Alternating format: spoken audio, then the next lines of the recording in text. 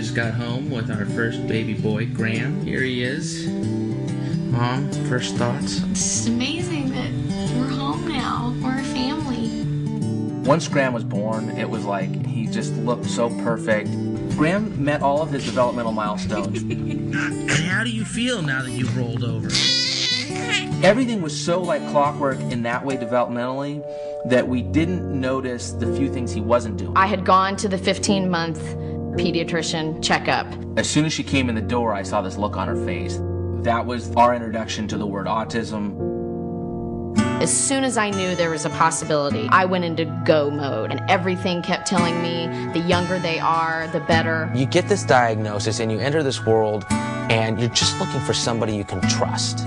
You're just looking for somebody who has the answers. I certainly saw characteristics in him at the beginning that were consistent with the diagnosis of autism. Once we started really watching for the behaviors that the experts were calling autistic-like, we saw that Graham's behavior was really hard to understand. At times, he seemed totally typical.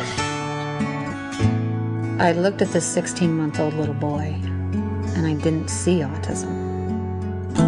What's happening now is children are being diagnosed with a label to get them services. It's clear that we have this kind of umbrella that becomes a grab bag. There are children that 20 years ago would have never received the diagnosis of autism.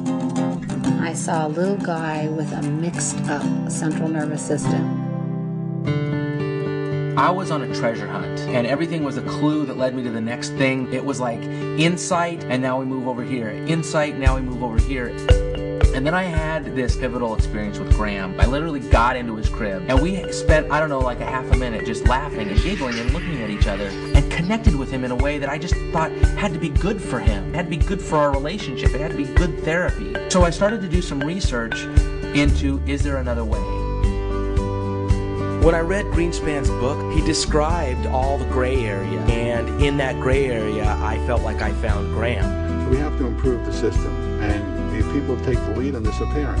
I noticed a major shift in Eric. His whole life shifted. I definitely still felt waves of anxiety, but it wasn't debilitating. I was able to show up for Graham. When you have a child, you're sort of throwing the dice to the universe, saying, bring it on. I'm not sure what you're going to give me, but I'm ready for it.